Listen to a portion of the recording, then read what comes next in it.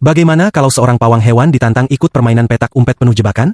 4 pria usil memutuskan untuk menantang wibawa sang pawang. Saat pawang tiba di rumah, ia hanya menemukan 3 orang. Mereka bilang satu lagi sedang dalam bahaya di halaman belakang. Tanpa curiga, pawang bergegas menolong, tak disangka itu hanya jebakan. Saat ia ingin memarahi mereka, kakinya malah terjebak di lantai yang disiram lem. Keempat pria itu pun melarikan diri sambil merencanakan permainan baru. Petak umpet dengan hadiah $1000 bagi yang terakhir ditemukan. Mereka menyiapkan berbagai jebakan untuk mempermainkan sang pawang. Sam mengoleskan saus cabai di gagang pintu agar pawang kaget saat menyentuhnya. Si pirang memasang sebuah pintu palsu di gudang. Kalau pawang berlari masuk, bisa-bisa langsung kena sengatan listrik kecil. Si brewok merancang perangkap tali di lorong. Begitu terinjak, ember cat biru di atas kepala akan tumpah. Cukup cerdas dan berkelas. Setelah semua siap, mereka mulai bersembunyi. Si berkacamata mengenakan pelindung jas lalu bersembunyi di lemari pakaian. Sam menemukan terowongan mainan anak-anak di kamar dan masuk ke dalamnya, menebar beberapa mainan agar ruangan tampak seperti kamar anak. Si brewok memilih sauna, bersembunyi di bawah bangku dan menutupinya dengan sapu.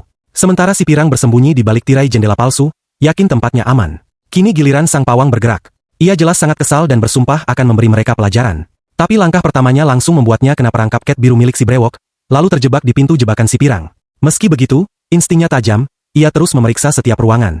Di sauna, ia tidak menemukan siapapun. Ternyata si brewok sudah kabur karena tak tahan panas. Saat menyadari tirai jendela mencurigakan, si pirang pun berhasil lolos. Pawang makin marah dan mulai mencari dengan agresif. Ia membuka lemari tempat si berkacamata bersembunyi, tapi kembali zonk. Saat membuka kulkas di dapur, jebakan lain pun meledak, membuatnya makin frustrasi. Lalu ia menuju kamar anak, tapi Sam sudah kabur lebih dulu. Sejauh ini, sang pawang belum menemukan satupun orang, malah terus jadi korban jebakan. Saat mencuci muka di kamar mandi, ia tanpa sengaja menemukan si berkacamata di bathtub. Jadilah dia korban pertama yang tertangkap. Tak lama, pawang keluar rumah dan memeriksa dengan teropong. Ia melihat sesuatu aneh di atap, lalu menuangkan sebungkus arang ke cerobong. Sam pun keluar dengan wajah penuh jelaga, tertangkap basah. Di taman, pawang melihat sosok seperti orang-orangan sawah.